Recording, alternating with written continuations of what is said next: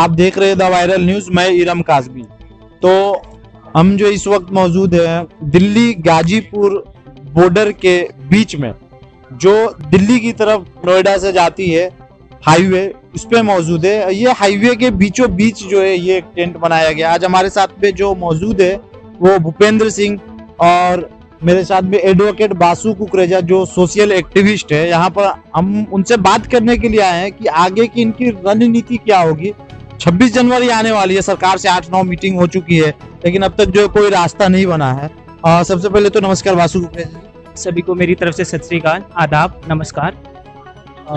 रणनीति की बात करें तो हमारे जो नेता हैं श्री सन्नी देओल जी, MP हैं गुरदासपुर से, उनका एक फेमस डायलॉग है, तारीख पे तारीख मिलती आई है, नहीं मिला है इंसाफ।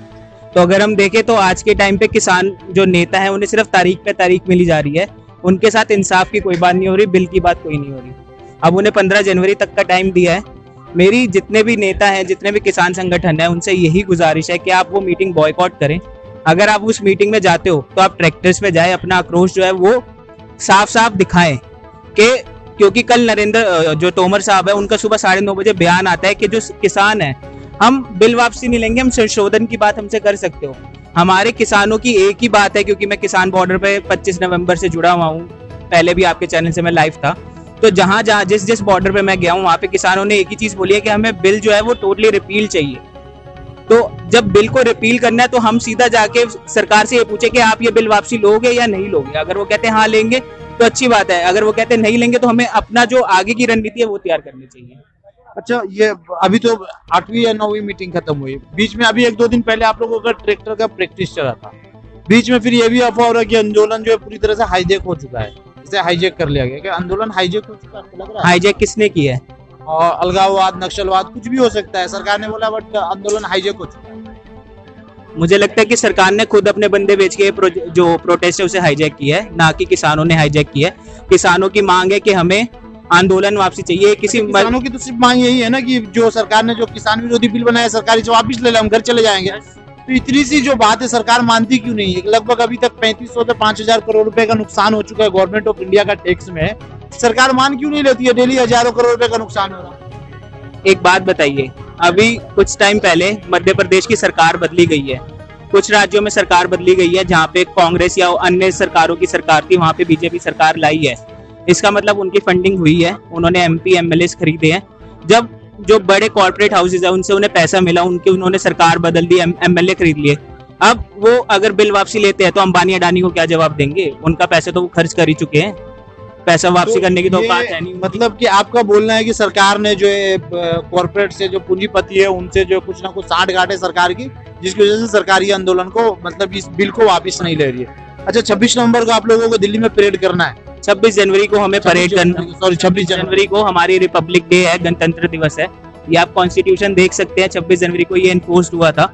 बाबा साहब ने इतना बढ़िया एक संविधान लिखा है, इसके आर्टिकल 14, 1921, आर्टिकल 14 हमें देता है राइट टू इक्वालिटी, आर्टिकल 19 हमें बताता है कि एवरीवन हमारे पास राइट टू प्रोटेस्ट है, और आर्टिकल 21 हमें देता है राइट टू लाइफ का हक, जो कि किसानों से छीन लिया गया है। अच्छा भूपेंद्र सिंह जी, आपने ये पूरा इंतजाम यहाँ पे आप लोग कर रहे हैं, मतलब यूपी 26 की तरफ से ये सारे खाने पीने के इंतजाम आप कर रहे हैं, आप कितने दिन तक से कर रहे हैं और आगे कितने दिन तक करने का? देखिए जी, हम पहले दिन से यहाँ आए थे और हम आगे जब तक आंदोलन हमारा चलेगा, मैं किसान भी हूँ, किसान होने के नाते किसानी प्रोटेस्ट में जुड़ा हुआ हूँ, किसान हूँ इसलिए। दूसरा, ये तो लंगर है गुरु का, गुरु नानक देव जी का। ये तो जब से गुरु नानक देव जी 20 रुपए का लंगर लगा गए तब से चला हुआ, आगे सदियों तक चलता रहेगा। रही बात ये लंगर कब तक चलेगा? जब तक सरकार तीनों काले कानून वापस नहीं ले लेती तब तक हम लोग बैठे हैं। अच्छा, सरकार से तो और कोई दूसरी डिमांड नहीं है ना आप लोगों की? सिर्फ एक ही मांग है सरकार से कि काले कानून वापस ले, हम घर जाएंगे। देखिए, बिल्कुल हमारी यही डिमांड है कि काले कानून वापस लो। दूसरी बात, जो सरकार बार बार कह रही है ना कि ये हाईजैक हो चुका है, हाईजैक किसान और किसान आंदोलन नहीं हुआ, हाईजैक तो पिछले 7 साल से मोदी जी, अंबानी अडानी ने किए हुए हैं, जो इस देश का सबसे काला इतिहास लिखा जाएगा। ये पिछले 7 साल में जो बात और बताएगा भूपेंद्र सिंह जी, आपको तो 1-1.5 महीने यहाँ पे वक्त गुजर गया होगा। जी जी जी, घर पे सब कुछ छोड़ छाड़ के आए होंगे। अभी बच्चे पहली बार मेरे ख्याल से किसान घर से इतने लंबे वक्त के लिए ये इस जनरेशन के किसान जो इतने लंबे वक्त के लिए घर से पहली बार निकले होंगे, मतलब 1-1.5 महीने के लिए किसी आंदोलन में।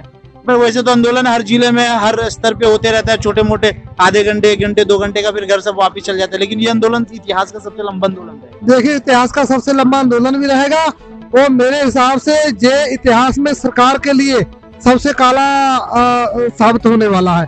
क्योंकि बिल्कुल, क्योंकि ये सरकारें जो हमारी हैं ये बार बार किसान को तो बोल रही हाईजेक हो चुके, लेकिन सरकार खुद क्यों नहीं मान रही कि हम हाईजेक हो चुके अंबानी अंडानी के। तो सरकार हाईजेक हो चुकी, सरकार माने ना। अंडानी अंबानियों के लिए बिल बना के वो किसानों के ऊपर थोप रही। किसानों को तो एक ही बिल है ना इस देश में जो स्वामीनाथन रिपोर्ट का क्यों नहीं लागू कर देती, तो लागू कर दे। और ये तीनों काले कानून है, इस पे कॉर्पोरेट बिल रखे जो वापस ले ले। जो कॉर्पोरेट बिल है ना, किसानों का बिल है ही कहाँ पे? आप इसको बताइए कहाँ पे। बासु जी, एक चीज आप मुझे बताइएगा, इस कानून से आम लोगों को कैसे नुकसान है?